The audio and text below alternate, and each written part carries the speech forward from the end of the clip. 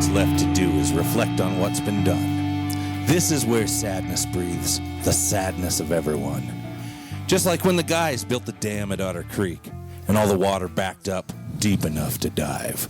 This is the Community Solutions Podcast. Jason Bradley, Andrew Richter, closing out July, heading headlong into August. Yeah, what happened to July? I just want to know. I don't know. I do not know. It's just think blink and it's gone. What's it time for? Almost time for the Vikings. I know. I'm excited about that. Suppose you think they're going to win this year or go to the Super Bowl, right? I reserve judgment on that, but we'll see. Yeah. Okay. Translation: they're going 6-10. I don't think they're going 6-10. I think they'll get at least 8-8. Wow! I'll tell you, that's exciting. They may even do 10-6. And who are they going to lose to in January then? That ain't a Super Bowl record, so who are they losing to? Right. Well, I'll tell you who's going to the Super Bowl. Dallas Cowboys. You think so? Write down Dallas Cowboys. Okay. Any reason for that? No, just write it down. Okay. Dallas Cowboys. All right. We'll make a note of that. I'll tell you the reason. Yeah. You know why the reason? Because now if Elliott holds out, that's a problem. But to me, I think Dak Prescott has become quietly, if you can do this in Dallas, a pretty dang good quarterback. I think Amari Cooper made a big difference last year. Sure. Their defense is pretty good. I think they're the most complete team in the NFC. I think there's teams that have better offenses, teams who are slightly better on defense, have slightly better skill players, have a better coach maybe a better owner, but who's not doesn't masquerade as the GM. But I think, all in all, Dallas Cowboys going to win the Super Bowl. Let me tell you how I think the NFC Central will turn out. Is it the center? It's the North. What year am I in? The NFC the Central, North. As far as I'm concerned. I mean, of course, I still think that was the back Dodgers, when the Tampa Bay Bucks were in the same division. I still think the Dodgers are in Brooklyn. So, I believe that the Vikings will win the division. And I'm not saying that just because I'm a rube for the Vikings, but. You know, you have the Chicago Bears, who I think they're okay, and it's going to be close. That's where the battle's going to be. Then I think you're going to have Green Bay. Then I think you're going to have Detroit at the bottom. Detroit. D-toilet again. There's going to be some huge problems in Green Bay from the sounds of it. Aaron Rodgers and the new coach aren't quite seeing eye to eye. So Aaron Rodgers may make sure that he fails. Here's the thing about the NFL. It's 98% talk and 2% playing. Yeah, so that's maybe true. when the games play. Yeah. Who knows how it'll work out? That's true. You have no idea. You have all this time to talk about it, and then they play for very little time. I'll tell you, I'm not the NFL fan that I used to be. I actually watched on YouTube. I'm a big watching past sports. I'd rather watch sports that I already know who's going to win than watch them now. Yeah. And I watched when the Vikings beat the 49ers in 1987 in the playoffs, the year Darren Nelson dropped the touchdown against the Redskins. Yeah. And the Vikings won that game. And I remember there was an incredible hit Ronnie Lott made on somebody. Doesn't matter who it is. I don't remember. It was one of the running backs. Who cares? Just knocked the hell out of him. Yeah. And I sit there and at that time, okay, this is what I don't like about football now. You watch a big hit and it's like, whoa, yeah, what a hit. Yeah. You see that today? It's a flag. First thing I do is look for a flag. Yep. You know, Joe Montana he got pulled in that game. He got the hell beat out of Chris Tolman, and they all sacked him a bunch. He got hurt pretty good. I mean, today, no, you don't touch Joe Montana. Right. You know. Yeah, and we wonder why the Patriots are allowed to waltz into the Super Bowl every year. Well, because nobody can touch. Well, and I'll tell you what else. Pressure on them. Here's what the Patriots have going for them, and Patriot fans will be ticked off that I say this. They are not only a good team. Yeah. They're a lucky team. Yep. Every 50-50 call, every bounce, everything seems to just go their way all the time. I mean, I go back to that game against Kansas City last year, and every replay, every 50-50 call, every questionable decision went their way. It had nothing to do with the Patriots coaching or Tom Brady or any of that stuff. It had nothing to do with that. Yeah. I mean, and granted, Belichick's great. Brady's great. Yeah. No question over the shortstop's head or Right. win on a wild pitch. Right. It just those things happen. They'll And break here, but Democratic debates are here. Really? Not that I'm watching them. I'm not. I've seen a little bit, but my tweetering gets filled up with whatever's going on, Jay. Now, you and I have talked about this before. I still think other is going to win the Democratic nomination. I don't know. I'm not going to put a person behind it because I don't buy these polls. You got to look. You got to go to Iowa. You got to go to New Hampshire. So these national polls don't mean anything. It's going to come down to, and he has no chance at this, but it's going to come down to Biden. Yeah. Sanders, who's even lower. He's even single digits in some polls. Right. And a third person, one third person, is going to arrive. It always happens this way. Right. There's 20 candidates, and 2 or 3 arise out of like what happened last time with Trump, Rubio, and Cruz. Out of 20 people, those 3.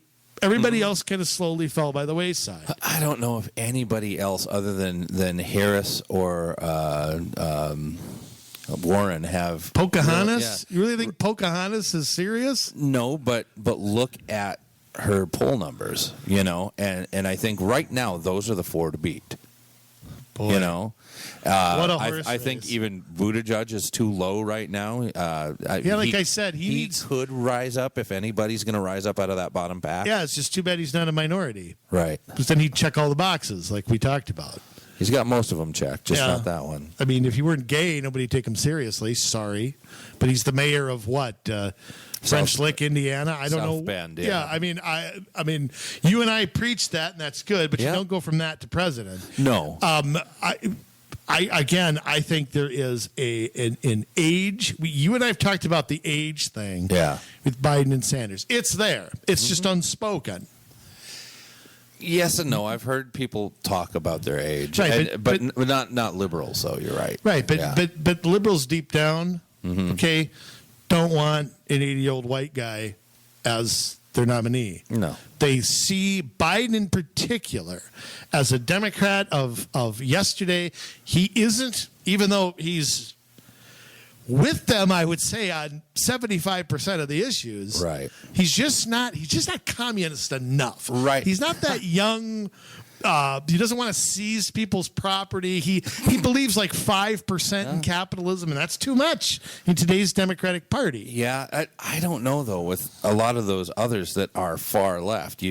Sanders and Warren are interchangeable, and then Kamala Harris is kind of not far behind. They're all socialists. And so can you want to blue use dog California? Democrat ever support somebody like that? No, but it all depends. Yes. I mean, can an independent ever support somebody like that? I don't know. I don't think so. I don't think so either. Now, independents may stay home. They may vote third party. Yeah, they could. I don't know, but I still think that the nominee perhaps is sitting down there with don't know, no opinion. I just get the gut feeling that this is not the time you want to be rising. Right. I don't want to be Kamala Harris, so I don't want to be her, period. But I don't want to be rising 7-8 months before people start voting. Okay? There's nowhere for her to go but down. Unless people start dropping out left and right and endorsing her or something. Right. That stuff always happens. Yeah. But. I mean, I think you're going to see a rash of dropouts in the next 60 days or so. When you have a bunch of candidates that poll in between 0 and 1%, if they endorse, they're really not pushing much their way. That 0.3, though, you can get somebody. Yeah, I know. I mean, I think you're going to see. I'll name names. I think you're going to see Cory Booker drop out real quick. Right. 2 reasons. One, he's been running for a year and he's 2 points below don't know, no opinion. And 2, he has a Senate seat to defend. And the Democrats aren't going to let that become an open seat. It's just a matter of time before the Senatorial Committee puts all this pressure on him to say, look, they did it to Marco Rubio and the Republican Party, too. Right. Look, they did it to Rand Paul. Yeah. Look, you either decide to run right now or we don't want an open seat that we have to defend. Right. Because New Jersey obviously is a lean, a 56-44. But anytime there's an open seat, the Sharks come out for it. And you don't know who's going to decide to run now, and they're not going to let that happen. So he's going to drop out quick here. Yeah, that's probably true. I know who else won't win. Eric Swalwell. Yeah, he's already gone. He's already gone. Boy, that lasted. What was that, 5 minutes that lasted? You left us too soon, Eric. Oh, I know. Stay in, please. So anyway, Yes. I mean, I'm not watching, but I can't get on. I'm trying to get the Twin score on Twitter, and all it is so-and-so's said this and said that, and Bernie and somebody are arguing about who likes government more and blah, blah, blah. And so it's, Well, I don't think you learn anything in these debates. I think these debates are, the problem is, though, that candidates only want to go in friendly atmospheres. And they don't want to go where they're going to get, I don't want to say anally examined, but you don't learn anything if you sit and watch Amy Klobuchar go on Don Lemon. What are you learning from seeing that? Yeah, You're not learning anything. no. So I mean, they have to subject themselves to tough things, and these candidates just won't do it. I mean, none of them. I haven't seen such softballs since last time I watched you play. Yeah, no kidding. So the only thing the Democrats are missing is that one. You know who's got to run just to make this even funner? Who? The lady who thinks she's the governor of Georgia. Oh yeah, she should. She looks like the mom on Good Times. That's what I keep thinking of. Mrs. Evans. I mean, why not? Beto did it. I mean, he's doing fabulous. Yeah, you're turning a loss into. Well, yeah, but Beto's going to get a job lobbying for Robert somebody. Francis. Yeah. Go get a job lobbying for somebody, like all losing presidential candidates do. I don't think he will. He's got enough family money to lay home on the couch and watch reruns. Yeah, he can be one of the Flintstones. Kennedys. So. Oh, yeah, right. So, yeah, that's the only thing they're missing is Florida Evans getting in the race. That's dynamite, right? Isn't that the show? That was Jimmy Walker. Yeah, right. But he said it on that show, right? Which show? Good Times? Yes, Good Times. Good Times. Yeah. Dynamite! He's conservative, Jimmy Walker. Oh, yeah. Yeah. And pretty funny. If He you is see his funny. YouTube stuff, he's pretty funny. He is funny. Anyhow, back to issues, Jay. Back to issues. Yes. You want a starter home in Minnesota. Hold on now. We can't run ahead. The song Better today. than running behind. Oh, yeah. I don't even remember it. What was it? Elvis Costello? Yeah, Elvis Costello. Bobby Darin? My word, I would do an Elvis Costello song on the podcast. That would He's be got to fun. change his name, though. That name's already taken. It is. That's why he has to have two names, and he can't have one. Yeah, and then Abbott took the other, so he's got two of them. Jim Abbott. Yeah. Oh, I don't think they. Well, maybe they would make a good pair. They don't agree, I'm sure, on anything. I'm sure. All right. What was the song title? The Dam at Otter Creek by the band Live. Live. Yes. As opposed to taped? Yes. Okay. I think Live is the band name. so. You've heard of Live. Have I? I'm sure you have. No, there's Lightning Crashes. No. Who hasn't heard of that? Yeah. I have no idea what you're talking about. Oh, boy. I'll have to play you some off the air. Okay. Yeah. Maybe when I get the tune. Selling the Drama. Is that a song? Yeah, that's a song. Okay. Who sings it?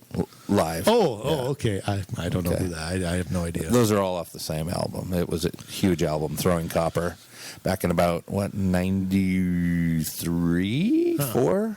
95? Well, I was around then, 94. so I mean, I should know some of that. Yeah. See, 94, that would be like the top people were like Pearl Jam and people like that at the time. Yep. So I remember them, kind of. Yeah, 94. Album Throwing Copper, 1994. The year of the baseball season. I Alone was another big hit off of that one. No? No. Okay. No, not ringing a bell. Okay. Well.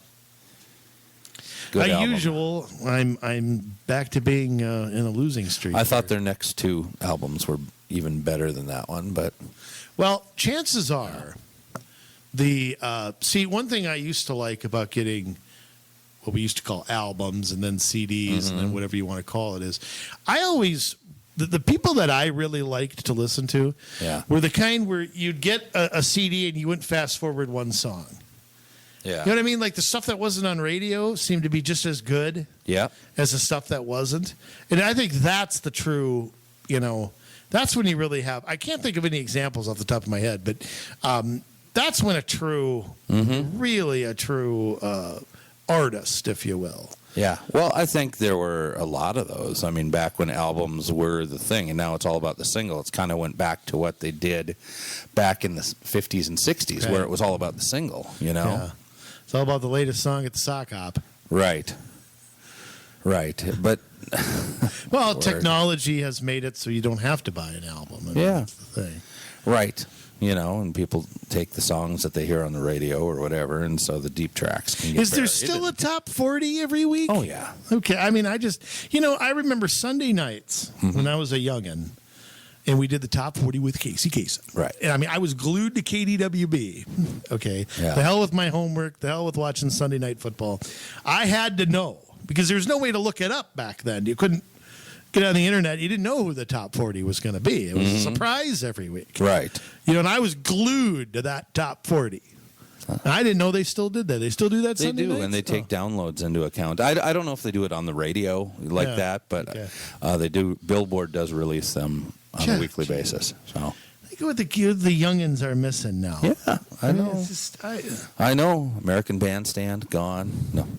Well, I mean, you had versions of that. Yeah. You and I grew up on MTV. Our parents grew up on, Ed Sullivan. I mean, you had, different variations of music being introduced into people's lives, and whether that's the radio or the tape or the 8-track or whatever. Right now, a lot of it's coming through like Netflix shows and things like that, where people are getting songs into these shows. I mean, that's a huge part of business, the music business, and then people can use an app like Shazam when a song is playing, and that will tell them what the song is, and then they can go down. Shazam! Yeah. How do you spell that?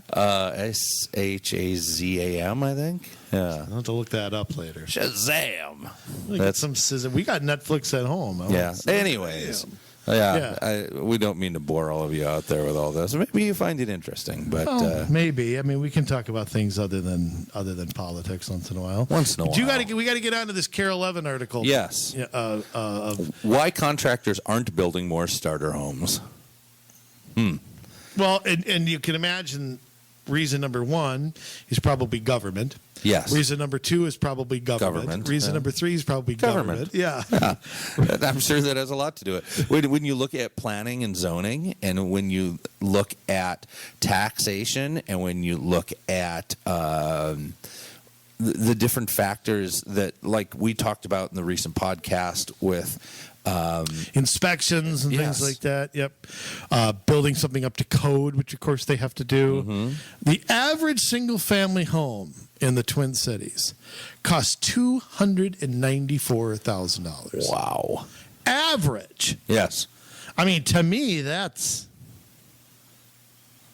wow. How the hell do you ever get out of a starter home? Well, I mean, I guess if you have a starter home, it's increased in price, and it probably gives you more equity to be able to deal with on a down payment. Yeah, well, but that's all on paper. I mean, we found out in the last bubble, right? The people who got in over their head, a lot of them were in homes like that, right? In those first and second ring suburbs, right? They have one example on this Carol Levin article, and Jay, you look up the website and give it to people when I'm done with this. But in Corcoran, Minnesota, is $182,000. Wow! Now, I think that's a high price to buy one, let alone build one. Yeah.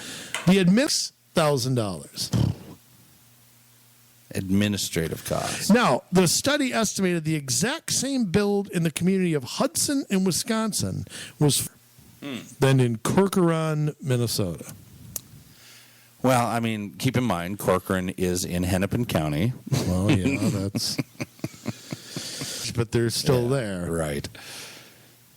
But, I mean, they're talking about this guy from the Cardinal Home Builders one of these associations to build these starter homes. His name is Tony Weiner. Okay, just don't start laughing. Let me read this. 1/3 of the total package price with the land is in regulatory costs, your wetland fees, your park dedication fees, your permit costs, said Weiner.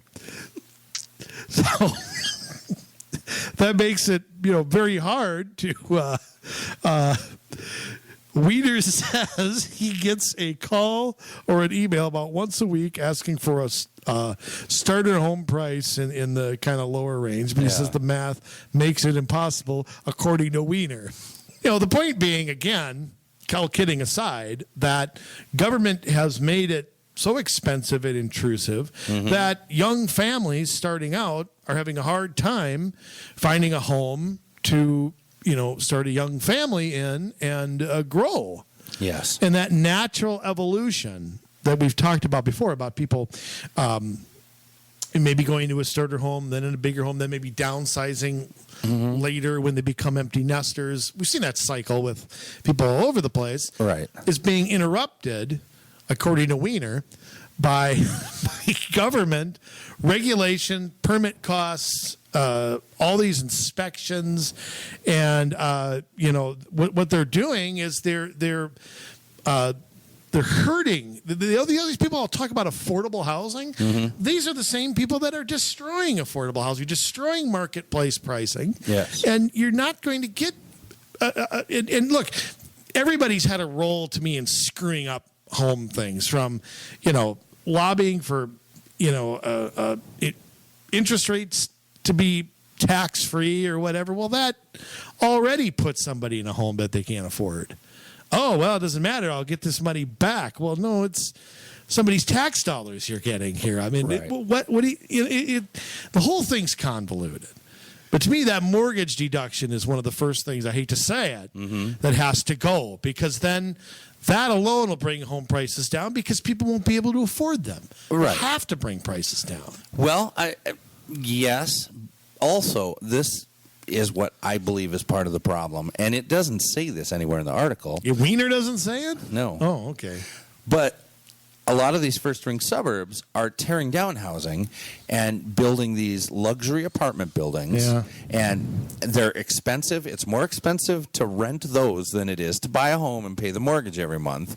And so they're and is pushing for... And that drives up the price. Right. Exactly. Right. So these cities have policies that, we need more luxury... See, city council... When demand is high and stock goes down... Price goes up every single time. There's nothing to hold price back. Right. So, down homes and putting up homes that look like they belong in Lake Minnetonka. Yeah. In the middle of they're taking the starter homes out and they're building 2-story homes in split levels. But see, that's what. Why can't cities make it so that you put a house that looks like the rest of the neighborhood? Right. Cut down. There's no need. Seen a new ranch house, ranch style house, or a slab house, or whatever you call them. What do you call those? Slab on grade. Yeah, but there's a term for it. I can't think of it. But when was the last time you saw one of those built? Probably like 1965. They're just not done, and I think it's because it's not profitable to do so for the builders. I think we have fewer and fewer of these builders. I think the last recession ate a lot of them out, and then you have the regulatory stuff and all that on top of it, which has driven up the cost of building them, so they have to build a $300,000 home to make a profit. Right. Oh. Way to go, government. So 1 through 100, the problem is government. Absolutely. That's what I'm concluding. Yes, I think that you've concluded correctly. As long as we agree on that. Then we don't agree on the Vikings, but we'll agree that government's screwing up everything. Yeah, that's not a hard jump to make. That's the house. Ramblers. Yes, that's what they call them. Ramblers. Yes, my old neighborhood in Crystal had a lot of ramblers. I didn't have one, but a lot of them around me were. I thought they were cool houses. I mean, if you got a young family, or maybe they had good sized yards. Yeah. There was a lot of positives, I think, to owning a home. maybe people, that's the only home they can afford. I mean, but they're homeowners. They're living the American dream. Yeah. There's positives to that. Absolutely. So, and, the American birth rate is a lot lower than it used to be, but people who built those homes in the 50s and 60s had way more kids and lived in those things, and they were fine. They were happy. Can you believe that, though? I mean, but you just believe how far we've come from, a family of 4 needing 7 bedrooms and 4 bathrooms to, like my dad bunked with my Uncle Scott his entire life in a bedroom. Yeah. It was normal. Now, oh boy, all they do is fight over the video games. You can't have them together. So, everybody needs their own room. You need a room for grandma. You need a room for the, somebody's computer room or something. I mean, it's what we define as what we need has really changed. Right. So, anyhow. Oh, well. We've babbled enough. Onward, Jay, onward. The main subject. Today we're going to introduce you to a subject we've mentioned on the show a number of times, but we've never really given you a good introduction. And when we do mention it, trust me, we're not going to make this boring. No. Okay, because the subject's going to sound like I need to come and shock you with those things on your chest to get paddles, you to wake up, to think about this. But it actually... we've talked a lot about, I don't want to call this shadow government because it really defines that. No. But I think the layers of government always never cease to amaze me. But this is another one of those appointed positions that we talk about, Or cities appointing themselves. Yep. Sometimes cities or counties will appoint themselves to these. And take a look at your property tax statement. It's on there. If you're in one, it is on there. Yeah. We're talking about watershed districts. Oh, hey, I'm up. Let me preface it like this. If you live in one, they are taking money away from you to pay taxes towards all of the different things that they do. Right, and a watershed district knows no boundaries. It's kind of like when the Red River right. Watershed's very similar to that. Legislative boundaries, city boundaries, county boundaries, they're not there on a watershed. The watershed, the heck with trying to look at it from any kind of perspective like that. And that's the thing about these things. They are appointed positions. They're not elected. They can have a tax levy. Well, almost all of them do. Yeah. Kind of like the Met Council. They're appointed and they have a tax levy. Where have we heard that before? In revolution, taxation without representation. And by the way, some people think these are like a joint powers agreement. They are not. This is a separate entity that the state of Minnesota created in 1955. I can't remember what it was called. But the Watershed Act. Yeah, of 1955 that allowed these districts to be created. They're not a joint powers agreement. Joint powers agreements are governed by whoever enters the joint powers. Right. So if you got West Metro Fire... They create a joint powers board. They create a budget, but that budget is subject to the two cities agreeing on it, and it's not a separate levy. You don't have a it's part of the city budget. Completely different. I think a lot of people don't get this. They think this is some agreement reached between these cities or counties or whoever. No, this is a separate entity with its own tax authority, its own lobbying. It's completely different than it. So it's not a joint powers agreement the way we would think of it. And I think people do get that confused. Yes, I think they do too. Yeah, and there's plenty of them. There isn't enough of these. I mean, if you look at the map, okay. Lots of areas of Minnesota do not have these. Now, we know we're the land of I don't know how many rivers and creeks and brooks, and I don't know what the difference is between those, but I mean, and you could make the case that we do not have enough of this managing, and I mean they manage, and I don't know how they manage it exactly.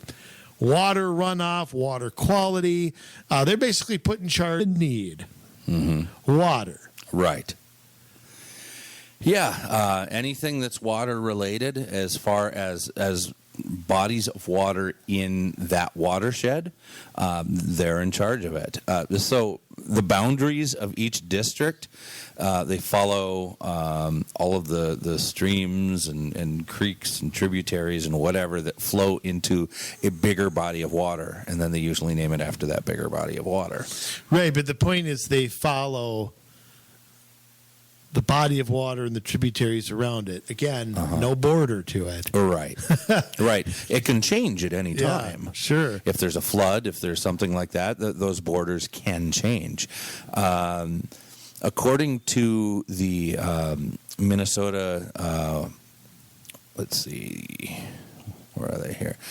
The Minnesota Association of Watershed Districts, that's mnwatershed.org. That's MAWD, right? Maud. Maud. They were calling it Maud. Archie Bunker's nemesis. Yes. Maud.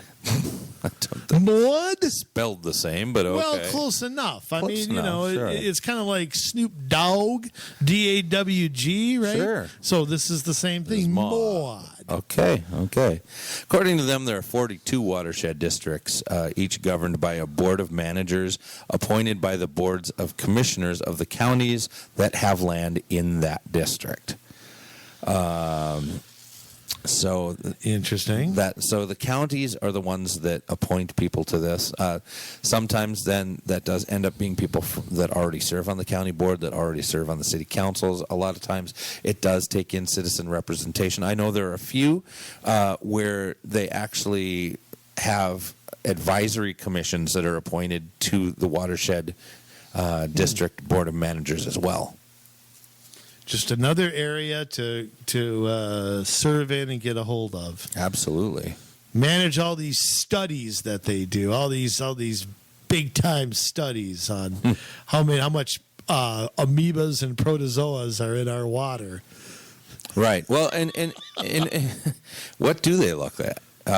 They conduct water quality surveys of lakes and streams within the district. They monitor groundwater levels. They manage draining systems. They regulate, conserve, and control the use of water within the district. They provide for wildlife and enhance recreational opportunities as a benefit of projects to improve water quality. Recreational opportunities? And provide flood protection. Yeah. Provide flood. What do they throw the sandbags out there? What? I don't know. Read those again, Jay. There was one that really caught my attention. Okay. I can't think and I wasn't quite. Should I finish the list and start over? No, go back to the beginning. I don't want to hear the rest of it. Oh, boy. Conduct water quality surveys of lakes and streams within the district. Monitor groundwater levels. Manage draining systems. Regulate, conserve, and control the use of water within Stop the right district. there. Yes. Regulate, conserve, and control. Yes, the use of water within the district. Part of their job is to regulate and control the use of water. Right. How do they do that? Well, I mean, let's just pretend. Yeah. Water levels are A or B. How do we control that water so it can't be used anymore? Right. Well, one way is because they can also monitor groundwater levels within a district. You're depressing me already, Jay. Sorry. Yeah, that's okay. They also establish, record, and maintain hydrological data, approve culvert size and placement in all roads of the district, and other projects related to meeting the purposes of the district. So a way to leave that open-ended. Yeah, no kidding. Boy, that's a So other projects related to meeting the purposes of the district. Really anything they can shoehorn in. Well, it's interesting. I know that the Bassett Creek one has a lot of cities in there. And their board of commissioners, you know who Crystal's is? Who's Crystal's appointed citizen? Good friend of yours. Oh, yeah? Dave Anderson. Oh. Yeah, I just remember it was Guy Mueller originally for a long time. And now, a good friend of yours, I hear. Oh, the best. The best. He must have been the only one who applied. That could be.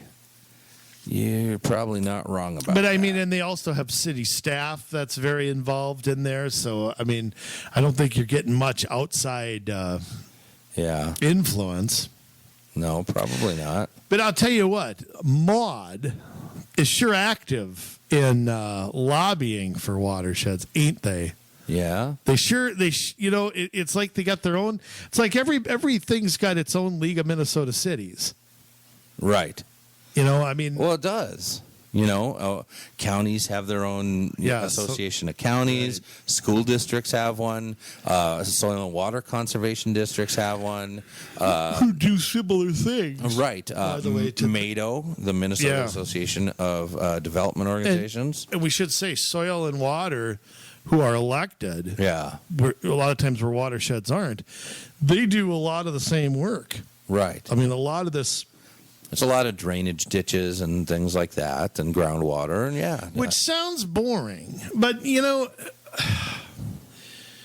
at a point where everything around us is. Yeah, put it to you this way: there was a time, somebody grabbed a piece of land, built whatever kind of house they wanted, got their own frickin' water, they dug it up. Mm-hmm. They could build their house whatever size they wanted. Yeah. They ate whatever they wanted. They wanted to put in electricity. They did. We're at the point where just every single thing is you're so boxed in by government. Yes. I mean, everything. They run everything. Yeah. What don't they run? Name a thing that they don't run. Name an essential thing that they don't run. I guess naturally I would go to air, but when you're a company and you have emissions from having a factory or something like that, they do. Privately with residents or citizens, they haven't found a way to do that yet. For the most part. The green police are getting there. Well, yeah. And look, pollution is one thing. But, and this is for another day, all the regulations on top of that are just, oh, God. I don't even want to look at them. The hell with it. We're not doing a show on it because I don't want to see them. Here's the thing, though. I mean, do you think when the Ingalls family went out to like South Dakota and Wisconsin that anybody gave a damn about the drainage ditch runoff? I don't know why I thought of them because I saw Walnut Grove on a map earlier today. Okay. I mean, what? There's no self-determination anymore. Right. All of this has to be regulated by somebody. And they're using rivers and streams and creeks as excuses to do things like this. Now, look, there's got to be some sort of drainage in the cities. There has to be some sort of, but again, why does a separate entity have? I mean, I guess my question becomes, what is the real reasoning behind creating a watershed in the first place? I mean, we've got the Met Council out there as the parent of all of this crap. Right. You've got the county neck deep in water and blah, blah, blah. You got the city running the water, billing you, telling you can't get it anywhere other than from them. Right. And then we had a watershed on top of it. I mean, so why is this layer of government necessary? Maybe there's a good reason. I mean, maybe, but. Well, I mean, if you look at some of their projects, let's look at just like Bassett Creek. And keep in mind, you think, okay, they have taxing authority. What does that mean? Looking down their project list, in Crystal, their branch Bassett Creek Restoration Project, which is 200 feet upstream of Douglas Drive to 32nd Avenue North, and the Bassett Creek Park Pond and Winnetka Pond Dredging Project. And they're doing restoration around the creek.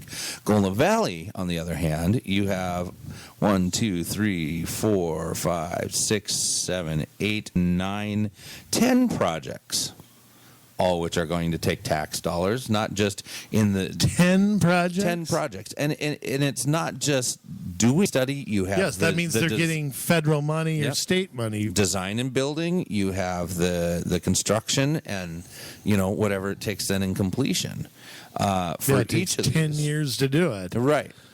So, and Worth Lake Outlet Structure Project, a couple STEM. of three of those. Water Quality Improvement Project, Honeywell Pond Enhancement / Improvement Project, Lakeview. They have a project around a park just because I'm sure Bassett Creek runs through it. Bassett Creek, this little creek. Yeah. Okay, it's not like Bassett Creek. I mean, they're acting like Bassett Creek is the Missouri River or something. Right. And it's a pond diversion project. But Bassett Creek, I mean, we're looking at Crystal, we're looking at Golden Valley, we're looking at Medicine Lake, Minneapolis, Minnetonka, New Hope, Plymouth, St. Louis Park. Yeah, it flows into Minnehaha, doesn't it, or something like that? Something like eventually. that, yeah. I could look that up. But, yeah, Medicine Lake has one project. Minneapolis has 3 projects. Minnetonka has 1 project. New Hope has 1 project. Plymouth has... Of course, New Hope's got to get theirs. 3, and St. Louis Park has 1. And so, look at all those projects. 25 projects you're looking at. And they all take tax money. So it... Wow. Yeah. Yes. So then tell me, why do we have a park district? Why do we have any of this stuff? If how many projects are they doing? You've got the city doing their own parks. You've got the county involved in every dang thing you can think of. Right. Met Council involved. I mean, how many layers of government does it take to regulate a creek? Right. Right, exactly. And the thing is, I mean, you probably, outside of the Twin Cities, you probably find this almost worse because you've got way less of a population, and yet the same layers of government still apply except for the park district. Mm-hmm. You're still going to have a county. You've still got your regional government. Just because you're not under the Met Council, remember, it's Mado. Yeah. Okay, and you've still got cities and townships and soil and conservation, and how many layers does it take? You make a good cake takes less layers than it does to do runoff on Bassett Creek. Mm-hmm. This little creek. Yeah. Exactly. So and are we bonding these things? I'm curious. I wonder if they have. Government never has the money that they want to do something with. Right. And I'm guessing the Bassett Creek watershed is no exception. Probably. Do they have I assume they have bonding authority to do this. I guess. You think they got know. the money for 25 projects? Cities don't have the money for 1. Right. Well, I assume and to play in that because, in some of these watersheds, it's multiple counties, but. Oh, boy. But for people to be able to want to do projects, around that as well, I mean, there's a whole application process for that. It has to go through review. There's fees. Of course there are. Of course. So it's a complicated process. By the way, I love how they monitor groundwater levels. Well, what do they do with those? Well, that's kind of like a probation officer monitoring somebody's. Well, what happens when it goes awry? Who's responsible then? Establish and maintain hydrological data. Mm-hmm. I love this. Enhance recreational opportunities. Isn't that what government's kind of doing everywhere? What do? They have bike paths through the Bassett Creek. They'll clear Bassett Creek in the middle. Moses will come and will part the creek, and you can create a bike lane to go through there. Right. Exactly. Wasn't it Moses who did that? Yes. Yeah. Okay. Yeah. See, I read the Bible. Yeah. Good.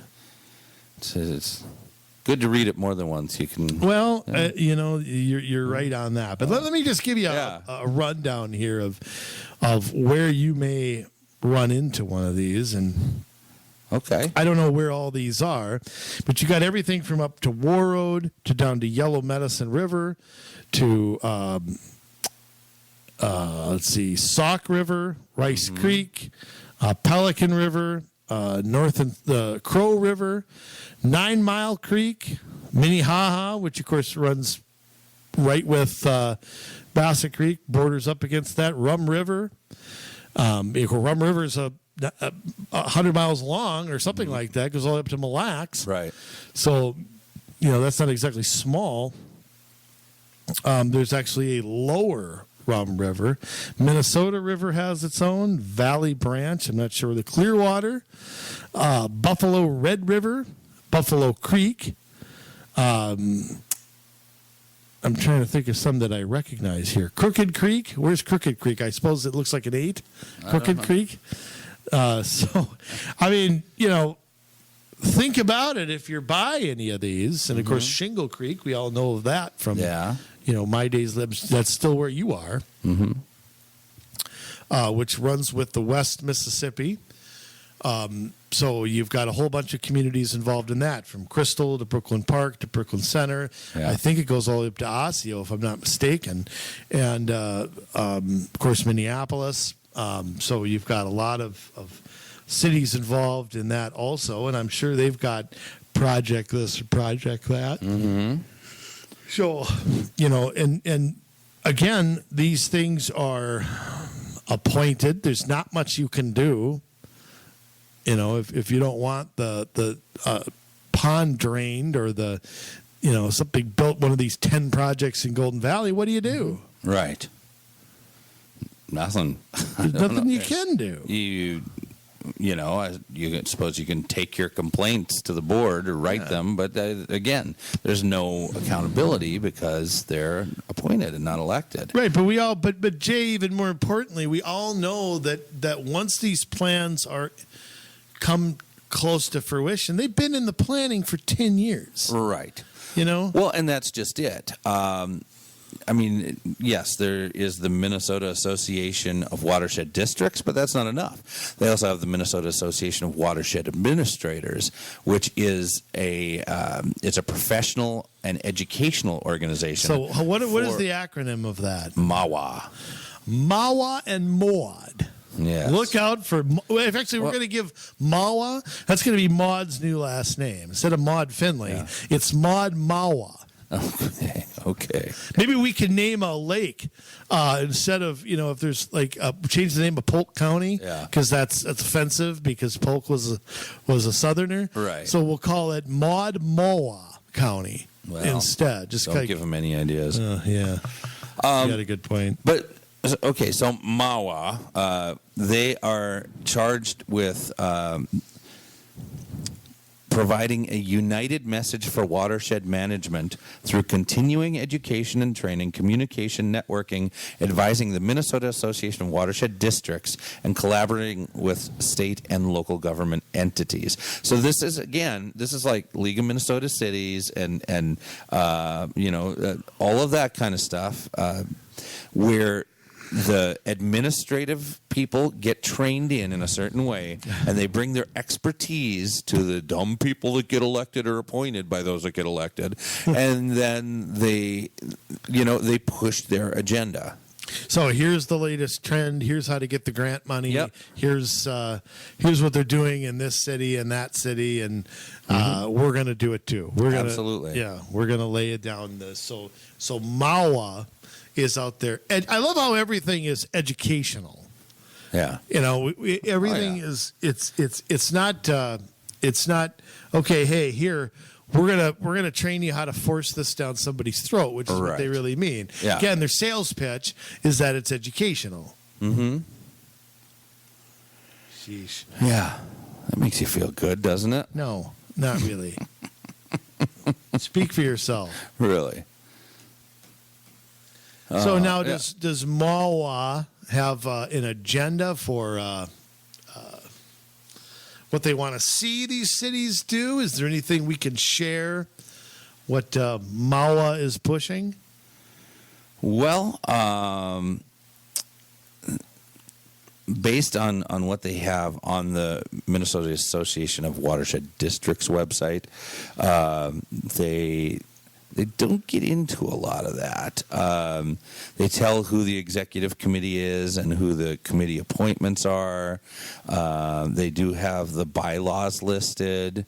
They do have a training work plan and training framework, but they don't really get into a whole lot here of the things that they are trying to push for. Well, we do know a couple things here, that the watershed districts has got their own legislative agenda. They've got their own, which would have come through probably, yes, probably legislative priorities. This is in small print here, and I'm going to try to. The one that caught my eye was the removing of the $2 million limit on outstanding loans that watershed districts can take out, I guess. That they want to increase that. They want to remove that cap. We want to borrow as much money as we possibly can. We want no controls over it. And you know, there is some control over that over cities, too. They're only allowed to bond so much that they can have in debt. Something that got passed, interesting, allow a project tax levy to serve as matching funds for all type of state and federal grants, not just for clean water partnership grants. So in other words, we want to expand the free money. Right. We got to get more of that. You know, because of course that we don't pay for that, Jay. Mm-hmm. No, we don't pay for that. No, we do not, of course. And here's another one. Yes. Increased maximum daily manager per diem rates. Well, congratulations, you got that passed. And here's an interesting one.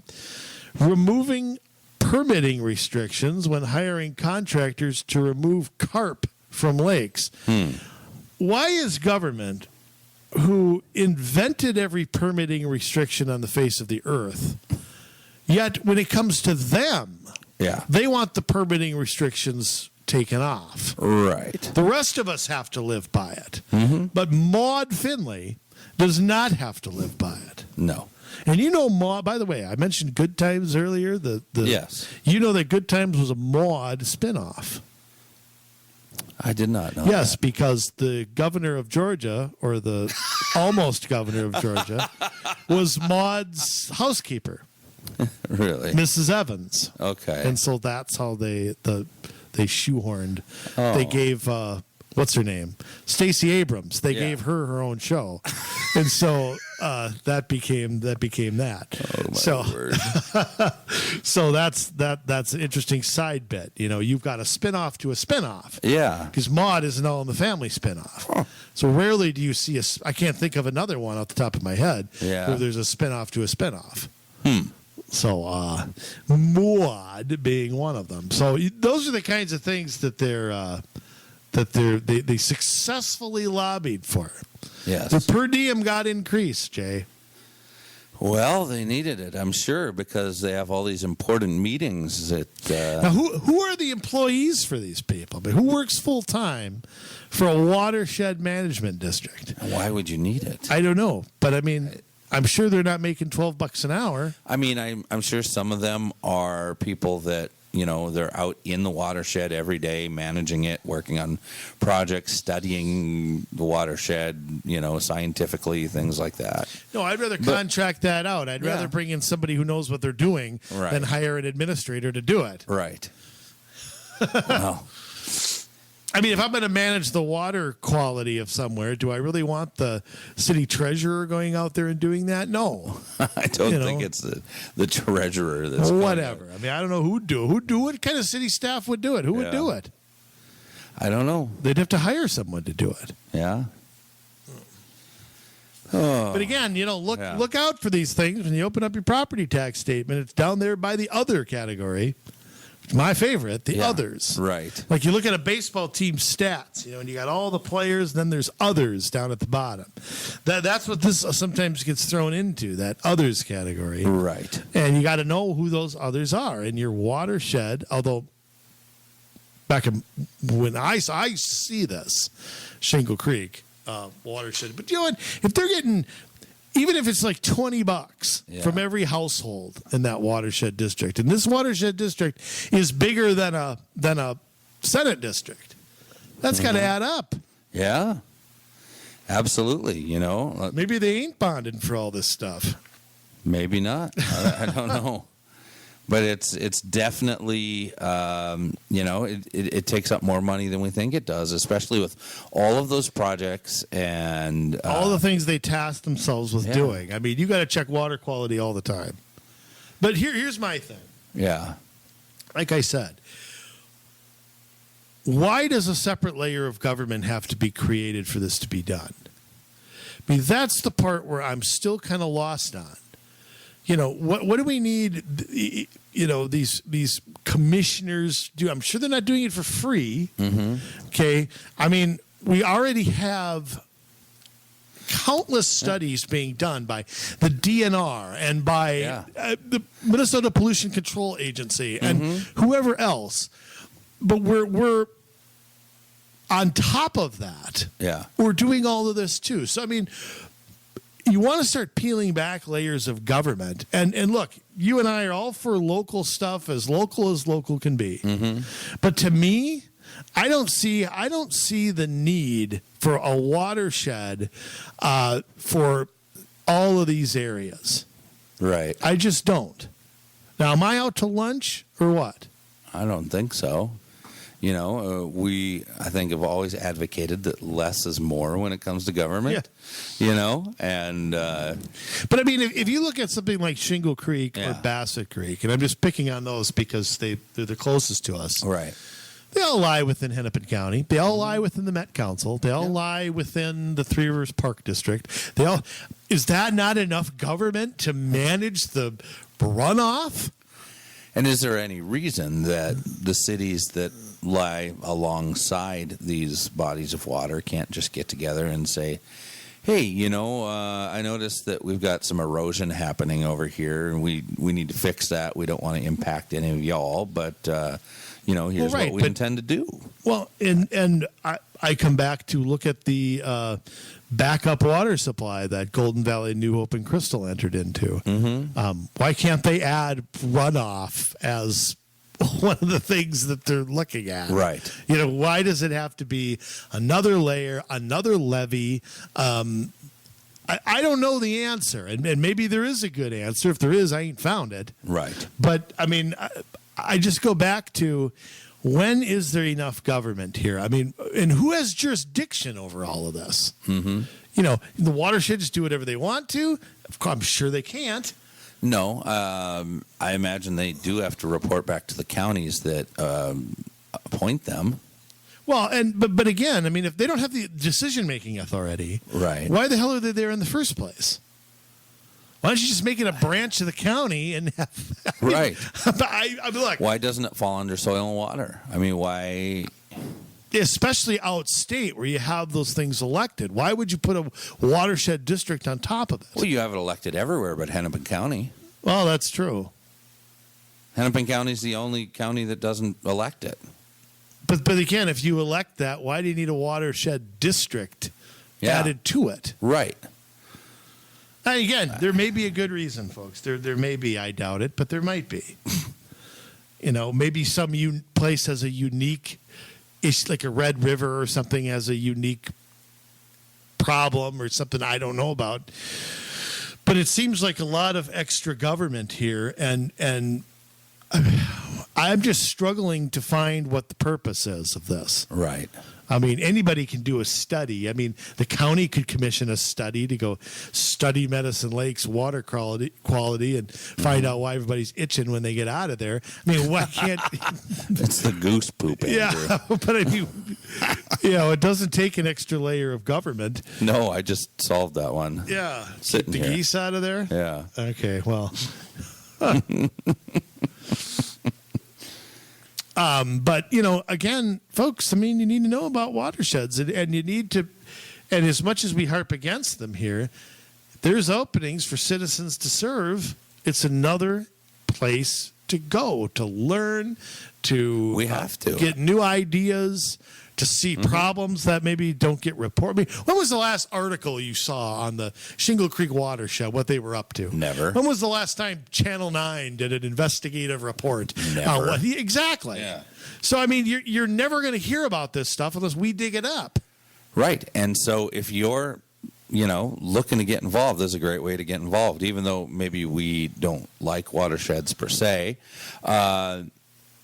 Having those spots available and having them taken by people that we don't agree with, that are passing really stringent regulatory policies or whatever, or lobbying for them. Right, lobbying for them, spending tons of tax dollars.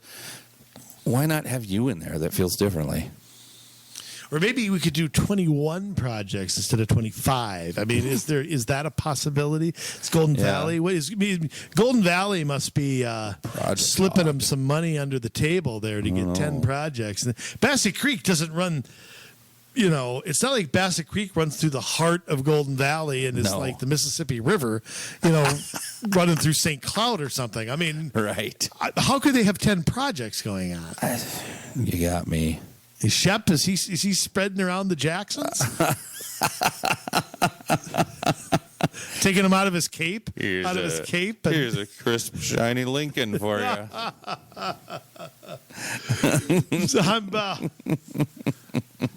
We are joking here. We are joking. So, that's the thing. But unfortunately, uncovering this stuff just does not bring me a lot of joy, Jay. Right. It just does not. Well, and that's the thing. I mean, and these things do spider out. And because government keeps taking more and more and more power, we need someone that is willing to sit in a power position like that and limit the power that they have accessible to them. Because we'll take Bassett Creek again, it doesn't only include the main stem of Bassett Creek and the north branch of Bassett Creek, which, there may not be a lot of that runs through Golden Valley, but you also look at things like Plymouth Creek and Sweeney Lake branch of the Bassett Creek. You look at Crane Lake, Kavanaugh Pond, Lost Lake, Medicine Lake, Northwood Lake, Parker's Lake, Sweeney Lake, Twin Lake, Westwood Lake, and Worth Lake, which are all part of that watershed. Wow. Holy smoke. Yeah. I didn't. Oh, my goodness. See? And there's a watershed map, by the way, on mnwatershed.org. You can see what one you fall under. A lot of them are in the northwest part of the state. Mm-hmm. Some of them are in the central, some of them in the cities. There's a few in the south, a few in the St. Cloud kind of area, Alexandria kind of area there. Yeah. But coming to a place near you, I'm sure. Yeah, I mean, all those lakes, all those. I am surprised too that the map doesn't cover more of the state. I mean, there's a lot of things in the northeast part of the state, and it doesn't look like anything's there. Yeah. And I think about like all the rivers that run into like Lake Superior. You have the Knife River, and, how about all the ones that come in and out of Mille Lacs? That's where the Rum River starts, for example. You go up to Lake Pekegama in Grand Rapids, and the Mississippi River runs through that, and then runs down through Aiken and Brainerd, and comes St. Cloud, and comes back down. I mean, there's, it runs. A watershed could be in all the creeks and brooks and things that could go in and out of there. Yeah. You could create a watershed district anywhere up there. That's true. So, I mean, let's not encourage them. No, I'm not. But I'm just saying. And how are they doing it if they haven't created them? Exactly. Why don't we look at what's going on there? I'm sure it's under the jurisdiction of the county or soil and water or something of that sort. It isn't necessary to add another lake. I mean, I look at the entire Northeast, okay, and I'm looking specifically up at Lake County, St. Louis County, Aiken County, Itasca, Kuching, up there, and I don't see any watershed districts up there. So how many lakes are in those 5 counties? About 2,000, Jay? Yeah. And how are they doing it without and there's rivers up there, Carleton County. I know you have the Mattawa River down there. And there's big cities there, too. Yeah. I mean, from Duluth to Hibbing to Grand Rapids to Bemidji to Virginia, all up the North Shore. So how are they doing without a watershed district management special plan? You got the Baptism River up the shore. You got, I don't know. Without the 2040 Thrive watershed plan. I mean, how are they doing it? I don't know. I mean, there's got to be. I mean, even up. I'm looking up by where Leech Lake is, and there is up by Red Lake, right? By the 2 Red Lakes, but I mean, nothing around Mille Lacs. How do you have nothing around Mille Lacs? I don't know. What's Mille Lacs, like the 3rd largest lake in the state? Yeah, and there's no watershed up there. There's definitely cities, and there's a casino, and there's cabins. Yet somehow no watershed district is there to manage all the runoff and the ladybugs and the whatever else is up there. Mrs. Evans and Maud, they're not up there running anything. So how's that possible? How's it possible they can deal without that layer of government? They do it. So why can't we? Yeah, we need Mrs. Evans up there to run those things because she didn't get elected as governor of Georgia. She can run that instead. She still thinks she won. Yes. The most delusional person on earth. Well, and that's saying something. Yeah, that's really saying something. Yeah, she's up there, I guess. Oh boy, but she's got to run for president and get in these debates. Yeah. She just has to. I mean, they're so boring that, there's got to be somebody up there we can Maybe you could write her a letter.